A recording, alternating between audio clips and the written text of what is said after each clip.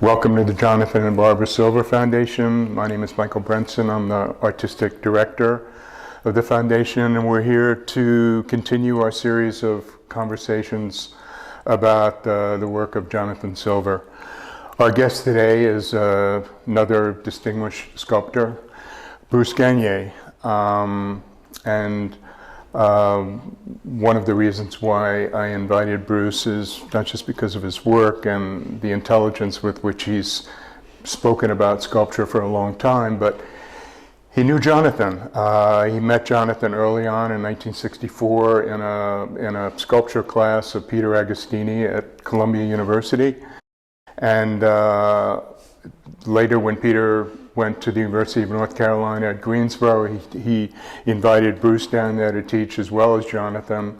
They taught there. They were involved in drawing from the model for hours and hours at a time. They came back to New York. In 1979, Bruce took over as dean of the New York Studio School, and he remained as dean until 1985. And during his tenure there, he brought Jonathan in as a teacher, as a member of the sculpture department. So they have a real history, and Bruce is aware of where Jonathan started, and he's aware of issues that they were both involved with in the 60s and 70s, issues that are kind of lost now. So one of the advantages of having Bruce here to talk about the work is his intimate knowledge of the work and his intimate knowledge of a certain kind of history that one of the intentions of this series is to talk about the work, to bring out the fullness of the work, and to bring out aspects of it that hopefully will encourage people to do their own research and investigation. So the way this series works is that I invite someone in, and that person, today Bruce, chooses a work, and Bruce will introduce that work. He will say why he chose the work, and then we will begin a discussion about it. And then following that, we'll take a break, and there'll be a second conversation between us, which will be a separate video. And the process will be reversed. So I will be the one who will introduce the work, and the conversation will proceed. And the other thing I mentioned before Bruce starts is that he and I have known each other for a long time now. I think we met in 1983. I believe we met through Vida Peterson, a painter and a board member of the studio school, someone we both revered. And I think I met Bruce at Vida's, and I remember that Vida had a painting by Bruce that was prominently placed between the living room and the dining room. So I knew Bruce, first of all, as a painter, and it took, at least I thought he was primarily a painter. And it wasn't until a few years after that I realized that he was primarily a sculptor and someone with a very particular vision, although he continues to make paintings along with the sculptures. So Bruce, welcome, and I'm interested in what you have to say. Well, thank you for inviting me, Michael. It's very kind of you, and I'm very pleased to be here. Jonathan was perhaps my most continuous friendship in my life. As you pointed out, I met him in Peter's class in the middle of the 60s, and we stayed friends until he died. There were years when we were not seeing one another regularly, and there were years when we were in contact all the time.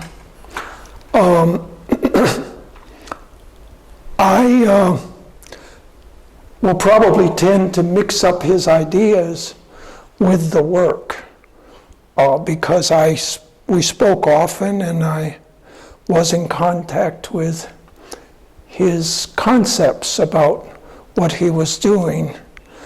I've looked at I've watched the videos of the conversation of the heads at the studio school, and the conversation with you and Robert, the conversation at Victoria Monroe, and I hope I'm not projecting, but I'm always struck a bit by the fact that people see something happening, especially in all of the work, but especially I think in the heads, that something is going on, and the ordinary, to me, and I hope I'm not exaggerating, but the terminology of sculpture, the ordinary terminology, doesn't quite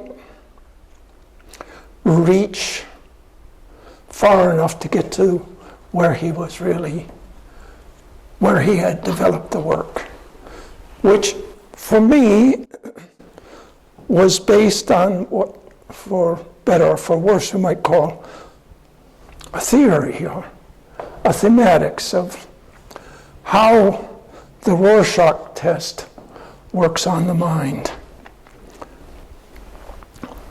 It's interesting that he approached the problem of the head, and I'd like to say something about the head as we go along. He approached it from the point of view of Freud and the dynamics of the Rorschach, and I'll explain that. His close colleague at the time, Chris Cairns, I think, as I remember, brought in the work of Fritz Rotruba, which was a split head. There are several of them. It's fascinating to me that in painting there is a pictorial dynamic that Leonard Anderson one day told me was called the split cube, and he said he didn't like it at all. But I was always fascinated by it. It's very clear in the portrait of the young man by Bronzino at the Met.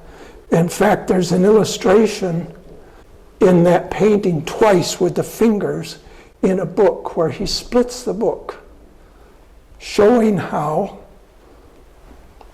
demonstrating how the dead center of a painting can move you from a spaceless or space-denying element into two boxes. Now, Jonathan, I'm not sure was involved with painting that way, but he spotted that effect somewhere of pure frontality and associated it with the Rorschach test. Now, I mentioned to you that I remember, and I hope this isn't imagination, that he showed me one day an essay he had written, and it was supposed to be printed in Art News. It was called Frontality in the Rorschach Test. I've never been able to find it again. I know he gave me a copy. The mechanism in the Rorschach test, and I hope I'm not going too far astray, but I think it's applicable to what he put into sculpture that no one had ever put into it before. It came right from his life. It didn't come from other sculpture necessarily. He was in psychoanalysis, as you and I both know. He had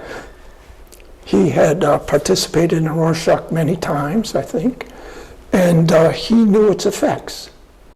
It deprives the viewer of space by its centering dynamic, and then sends you off into two spaces that, instead of returning you and moving you around, deprive you once again. So what space is left?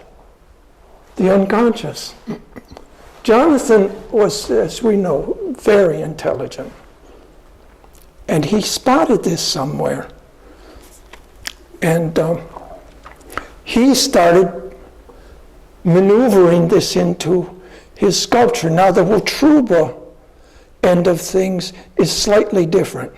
It's more of simply a pictorial, painterly device. Can I just interject for a second, just about the Rorschach, because I think, people will know, they will associate it with the ink blot test, where it is an ink blot. It's a bilaterally symmetrical image, and when you come into the test, the people will ask young people or adolescents to project, to talk about what they see. Yes. And what they see can be used to gauge structural patterns of the mind, mental patterns. It could be used then, much more in the 50s and 60s, to gauge maybe certain kinds of pathologies.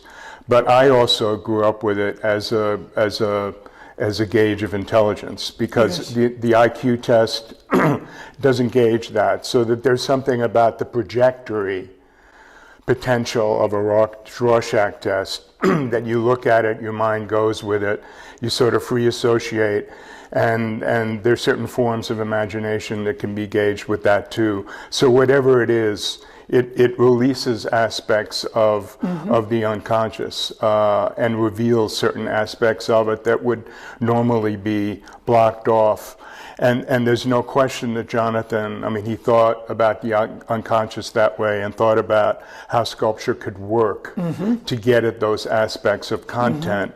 And at a certain point, as you very perceptively note, the Rorschach was like a key to something that could be unleashed. And he managed to bring that into sculpture and make that function in sculpture in a way that didn't exist before. So that's just like interlude and clarification. Yes, I think what you said is very important, and it's equally important to his work, I think, as you pointed out. When I notice people looking at his work in the videos and talking about his work, this aspect, this entrance into the work, this original invention is not there, and yet sculptors know about the inventions of every other sculptor and have terminology for it, because after all, modern sculpture is not so easy always. And the fact is that the actual event of what he was thinking, I'm imagining, did not last that long. It became dispersed into a field of process and operation, which is, I think, what we're looking at here. The original element is here, but it's already being dispersed into the activity of his own process that goes, as time goes on, more and more into what we call sculpture. Now, I would like to just take a little time and say one more thing. At the expense of going too far afield of what these really are, I hear people speak of them, and I don't want to be too exaggerated, but I hear them speak of them as heads. What if I said they are three-sided fields of vision? 1, 2, 3. We never look at the back. We got two really here, two sides of vision, and it's a pictorial cube on a post. And so you just placed a pictorial cube on a cylinder, and it's read in a pictorial way more than a sculptural way. And when you say pictorial way, meaning? It's visual and it's in motion. It doesn't congeal itself into one solid tactile object. It's very visual. And as we spoke before, I was mentioning the fact that one of his ideas was, and I don't think it's easy to see in the work, is that one cannot actually tell the difference between concave and convex visually. That the lighting is exactly the same, it might just be reversed. And so in these sculptures we see the centering device and the reversals from left to right, all over. Here there's a little bit of play coming in. He has already started to just play with it as sculpture. Yeah, maybe So this is in 1974. I mean, we're looking at two casts of the same head, and maybe given where you began and with the relation to the Rorschach and the unconscious and the ability of these sculptures to elicit a kind of projective interpretation and association, maybe you could, just sort of talk more specifically about where we started and that, because there is a kind of centrality to it. There is like, there is the hint of a kind of symmetry at any rate, that like once this could have been a symmetrical form, and then there's a line down the middle which hints at a kind of centering device, and then it's broken up, and then it seems to me like looking at these, they're within some kind of systematic structure that the sculpture itself is entirely unsystematic. Yeah. Because you are wondering whether that you were suggesting that or going against that. Like then he just started to do this and he started to do that, and whatever he would do, it would just go wherever he wanted to, and there was a kind of free movement in the way he was handling the work, and somehow the free movement in relation to this symmetry that you begin with, and with an idea of a head, is essential to the ability of the sculpture to provoke a certain kind of content potential that comes out of some space that that we're not in control of, but we come to know a little bit better. So I feel like you as such an exceptional sculptor, just wondering if you would then talk about how you see these things and how you see him having done them. I would like to get to that. I would like to say that another recall of mine from hearing other people speak of them, they say, and justifiably, this is a human head, and the artist has exerted damage to the human head. Well, we know there are other heads in here where the head has been somewhat inverted. So there's a message there. I am going into the head. I am going inside. I'm bringing the content from inside to the surface. Well, okay, but what if we said what you just suggested, that some of the content is coming from the viewer, which goes along with with let's say the pathology of the work itself. That they are invoking the unconscious of the viewer. Whether we can pin it down as we go through this and show where it's affecting us, I don't know. But it's easily dispersed into saying, this is like a kind of abstract expressionist operation here where there's balances and forces and overall content. Well, I think it's a little more specific than that in its operation. Do you think that if you take a head, or you take something that immediately people are going to identify as a head, and then you begin to work with it the way Jonathan did, and you begin, as you said, to go inside it, that there's something almost, the experience of it has a certain illicitness, like automatically, like something is being done here which shouldn't be done.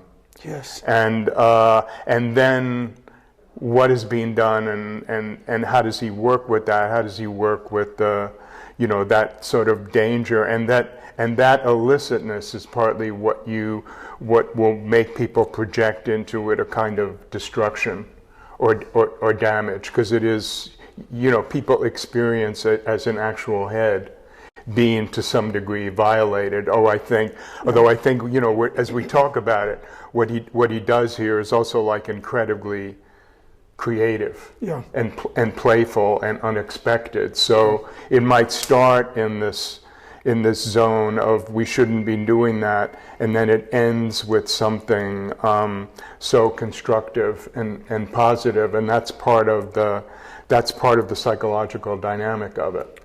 I think that's absolutely true. There is a metaphysical horror to it. And people skirt around it, but they do say so. This is not something one should do. And yet we know it's the inner life, the content, coming into the form. And I think that Jonathan covers his bases here because of his ability to form, his knowledge of the human head overall, and his intelligence toward the plastic idea of form. So he does capture it, he does enclose it. In a sense, yes, it's horrific and it's beautiful. When you say metaphysical horror, why do you? I mean, that's such an interesting term. Why use those words? I use that term because what's happening is actually not here. Mm-hmm. It's an effect, which I think is what happens with most great sculpture. The effect is what counts, the content that emerges from the form. Now that goes against the tenets of formalism. So then it seems to me that, yes, he has all of those formalistic patterns and behavior here, and yet you have to, that doesn't cover all the bases. There's something else that we notice when we look at them. And the idea of metaphysical, I suppose, for me, in these means, if you really tried to say what it is, you can't. But I also think of metaphysical, sort of beyond physical, that there's something, irreparable about that. If it's a metaphysical horror, it's a kind of horror that exists within the human, or within the human head, or the human mind, or the human being. Yeah. But it's also being beyond the human being. It's something that we can't get rid of. In other words, there's something that goes beyond the individual here. There's a condition, maybe, in the word metaphysical, and a state that then human beings partake of, but they really, in the end, are helpless to get rid of it. Ultimately, that's always going to be there. And I wonder whether you would go that far with what's going on here, or stop short of that. Well, I think the way it's used, the usual reading of these, is that the artist put himself into it. It's the artist that we see. His rage, as it's been mentioned, his conflicts are put into the process. But what if we said it's actually the process itself that's invoking these things? That within this process, you can't really get out of that darkness. Mm-hmm. You can't invoke beauty, or it goes into the sense of the terrible. But there is beauty here, don't you think? There is a beauty, yeah. It's a beauty, yeah. There is beauty. It's beautiful that somebody reveals themselves, or reveals this side of human nature in a work of art. I think it has to do with a sense of the terrible, but don't you think, like, just the gestures here, the gestures of the hand, what's going on here in relation to the modeling, and going on here, and the kind of surprise and play, there's a discovery. In other words, so if we're talking about a condition that may be, I'm not sure it's the right language, but maybe irredeemable on some level, there's this force of discovery and play and joy that Jonathan had in making it as well, that turns the sculpture into something else. So there is a kind of horror on some level, but there's also a kind of pleasure. And here we get into the psychoanalytic process, in a way that may also be relevant to the way he was thinking about them. But there's something very tender about the way this is modeled, don't you think?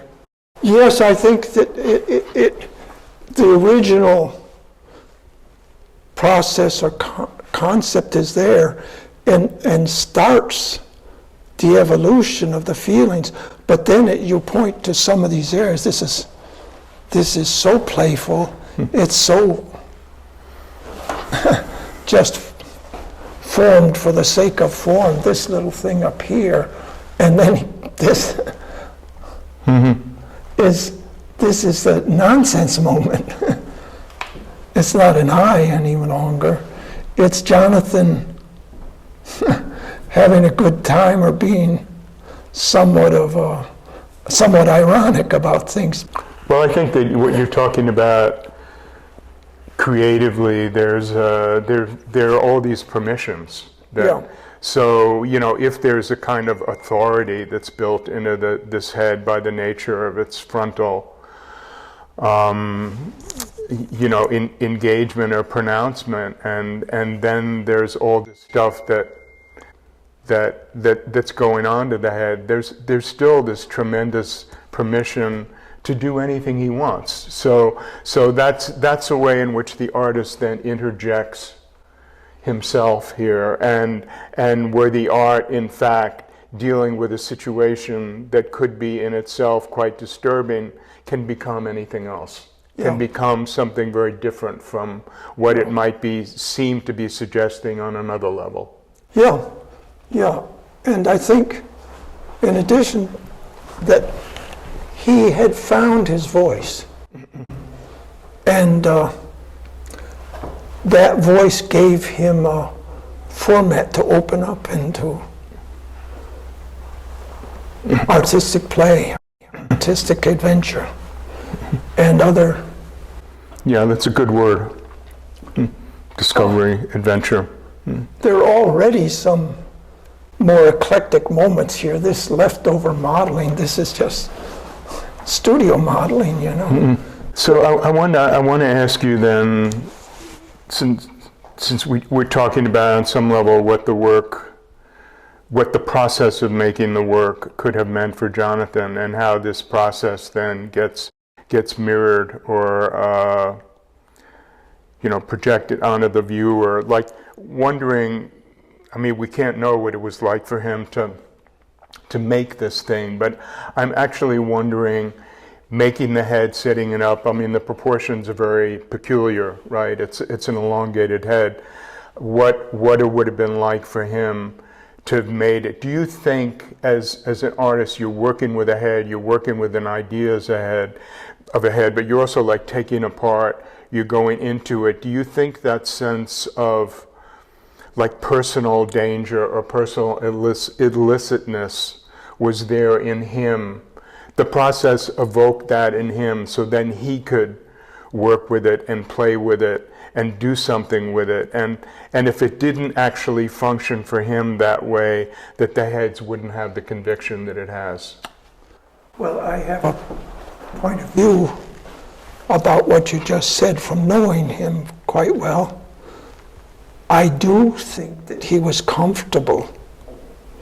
Personally, I'm guessing he was quite comfortable with the zone or region of thought feeling he had entered into. It was, to him, quite a true reflection of his own persona. And I could go on with that. I think that gets a little personal, but I think that in a sense, he wore the dark halo quite comfortably, and even with a sense of irony. It was not disturbing to him. And when I mentioned the process, I think there's certain process of painting or sculpture that can lead you down this path where it releases your own unconscious. I think that was his voice. And I think that's important. So where do you, if in terms of the darkness here, and I'm coming back again to the notion of horror, how do you actually see that in these heads? Or how do you actually experience it in the heads?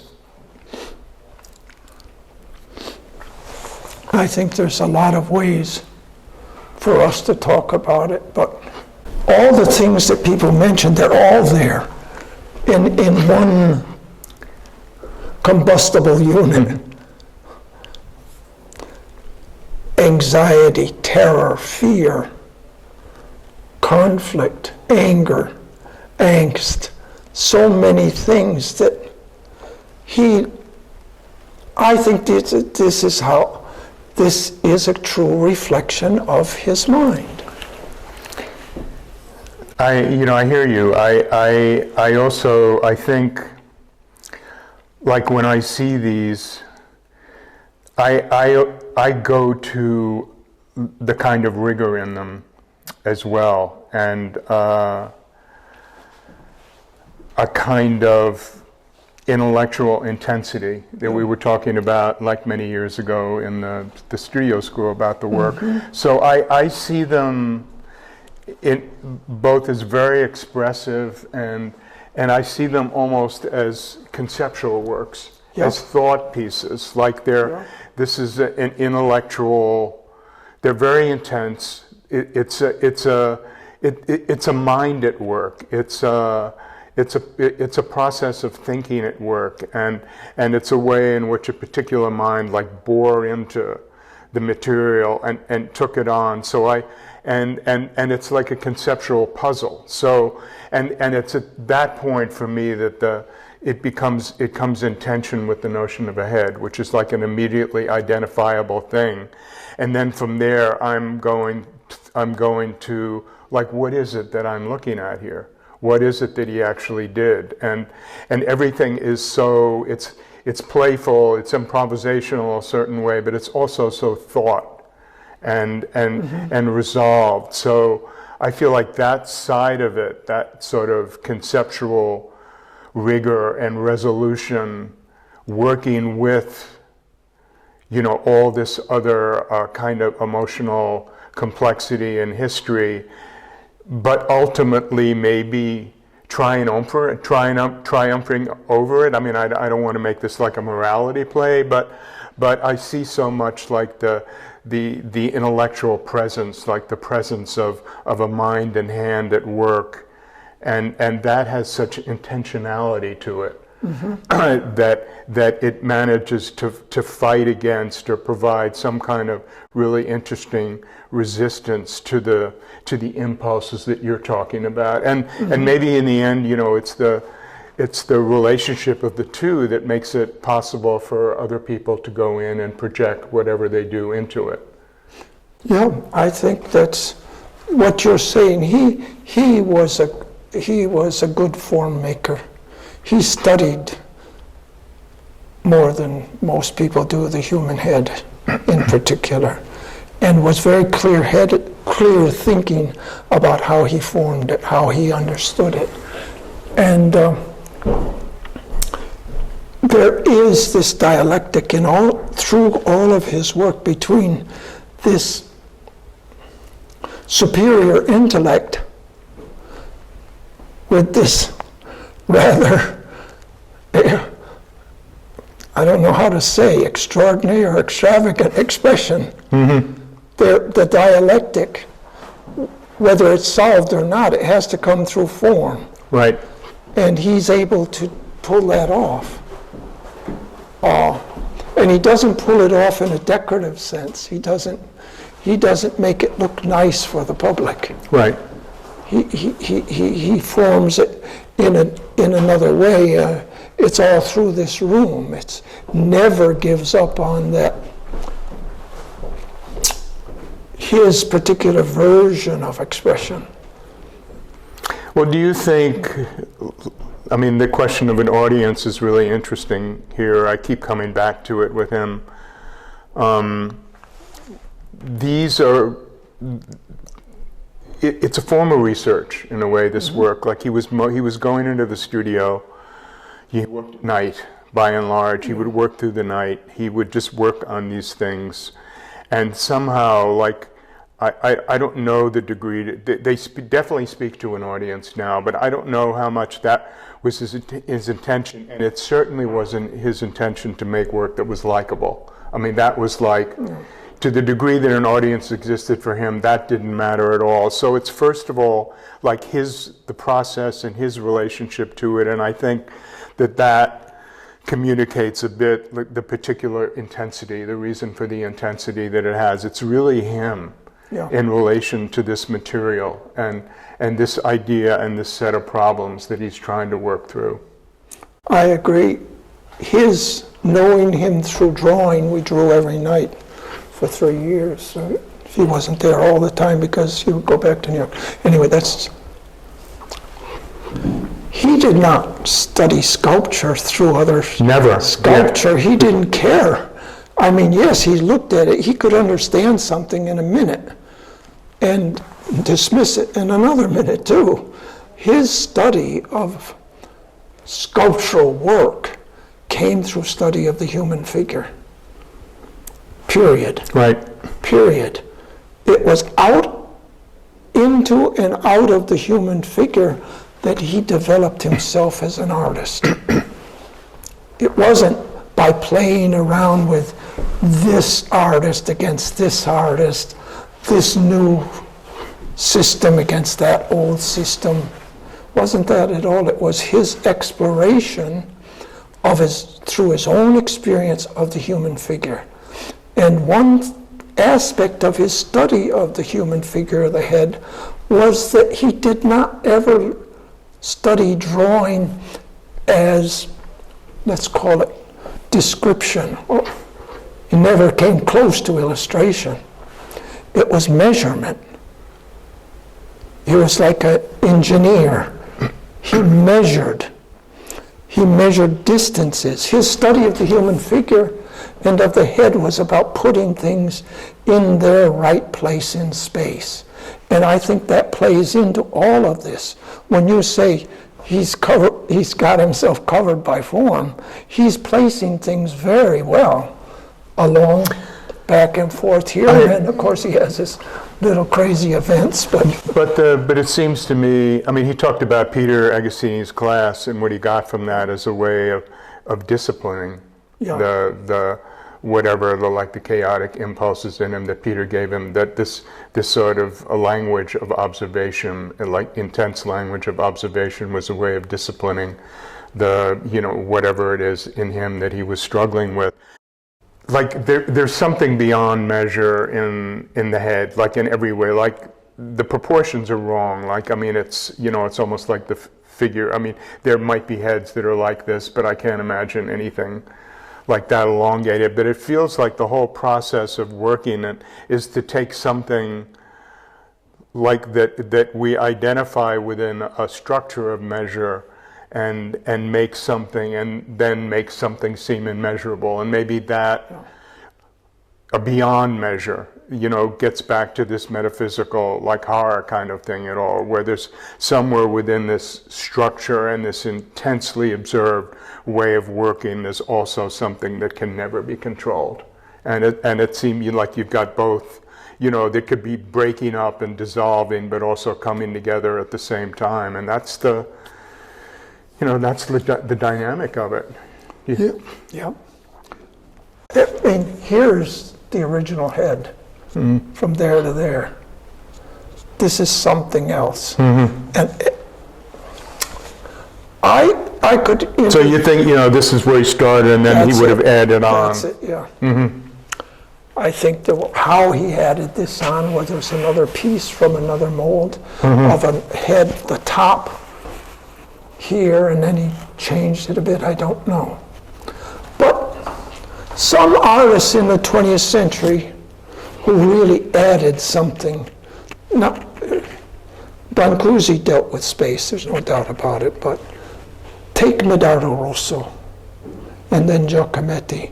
Medardo Rosso introduces the idea of atmosphere, of air, of space, by additive means, by adding on to the sculpture. It's brilliant. He did something nobody had ever done before. Some people may just say, oh, that's a piece of mold added on.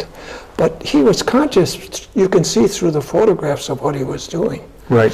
Then Giacometti goes at the problem of space, which enters into the problem of time, by whittling down, by taking away. Now, this is another kind of space, but to me, it's the space of the unconscious. His unconscious and the viewer's unconscious, hopefully, not necessarily getting involved, because every viewer is going to come to this differently. Yeah, it's interesting with Rosso, because Rosso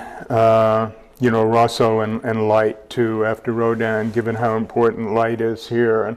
And I think of Rosso like or maybe the heads that really interest me, they're kind of thresholds. Like there's the form, and then there's the head, and then there's a sense of, something in between, and something coming at it and hitting it from another side. There's a sense of another side.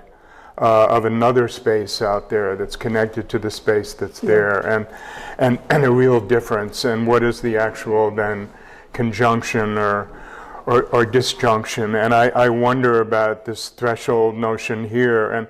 And Giacometti, I want to mention, because I think it's important to bring it up.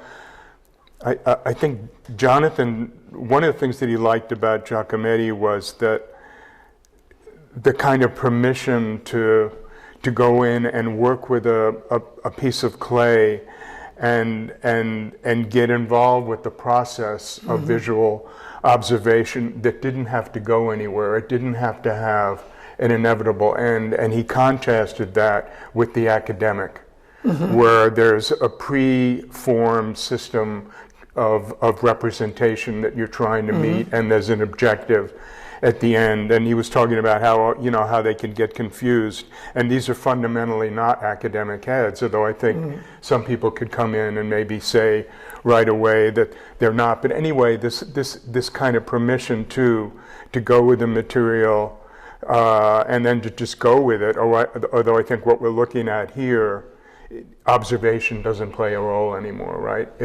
There is a head, but he's not looking at a head in front of him. He's going wherever he feels like going in relation to the image and the language. People mention perception and observation. I don't think they play, even going back to his drawings, they don't play a big part. I think when Peter said, you're in your head, he was in his head. And I think that Peter was quite different, actually, as I recall. The thing is, he studied the head very carefully. He knew the head, human head. When you say you studied, you mean in terms of drawings from it, or drawings and sculpture, early sculpture? He really could make a good head. It wasn't academic. It wasn't based on I'd have never been in a real academy, but I think I know what they try to teach you. But I'll say another thing. Even though he was figuring it out for himself, he never made huge mistakes. He never veered off into areas that were beyond his control, or otherwise, as I observed him, maybe he had the ability to bring it back under his control. He was not the kind of artist that arrived at one of these and said, this is really horrible, this is no good anymore, I have to throw it away or start again or go back. He would be changing all the time, but it was a very directive changes. I always would come in his studio, you could see it was directive. Then he would take some chances, but it always found its way into the composition. So when you visited him and you did studio visits with him, what was he looking for from you? Was he looking for anything from you in terms of your response, or how important would your responses have been to him? I don't remember the exact conversations, but he would show me the work, talk about certain parts of it. We joked with one another a bit, you guys say, "Oh, you're really going into your own craziness," and so on. But a lot of times you say, what was he looking for? He was looking for his bone saw, because we would demonstrate in front of one another. If he came to my studio, I would cut slabs and move them around and remodel it, or he would take his bone saw and he would cut a piece out and show me, what happened when he put the other piece on. So a lot of it was just demonstrative. Let me ask you just one more question, because this has been great. This is 1974. I'm not sure that these heads move me back into that moment in time, or exactly what that would even mean to me. But I wonder if you think about if you can locate these heads at all at that particular moment, 1974 in New York, or do they seem to you in some ways completely out of time or in another time? Well, I could associate them with different artists, yes, but I didn't bother. Our history together was working every night from the model. I don't remember talking about contemporary sculpture. We went to shows together.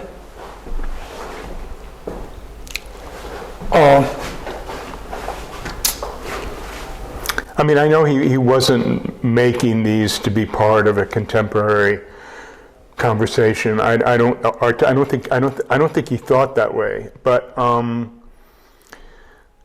there were obviously dialogues and conversations here going on with other people, maybe not people at the time, or maybe people at the previous generations, and I just wonder, if anything comes to your mind that way.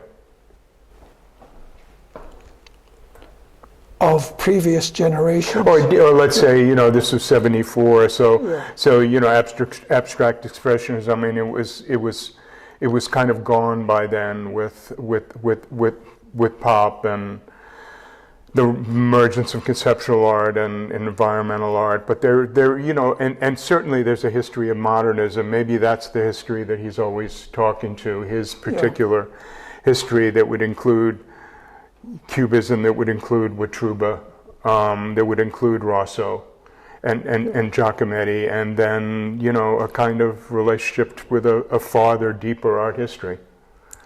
Well, he certainly knew art history, but I seem to recall, and I'm quite sure, that he regarded Cubism as the crowning moment, that there was nothing to equal Cubism as far as the tactile sensation of space. And I remember him speaking about that. For him, Cubism was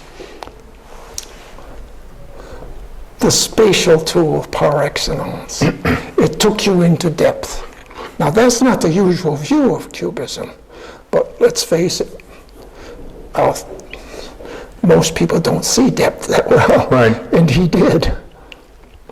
Well, I know how strongly he objected to talking about Cubism in terms of flatness. Yes, he did. Because he experienced it totally the opposite way, as a exactly. kind of, splendid creation, invention of space. Yes. And a space, though, with a systematic ambiguity, which was something that really interested him. Yeah.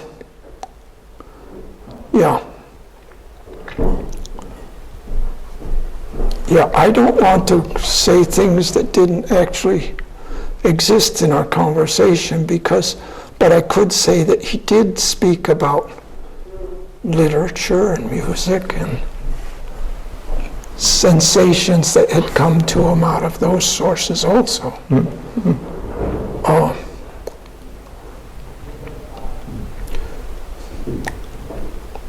Seems like a good place to end. Thank you. Very nice. Thank you. Yeah, it was great.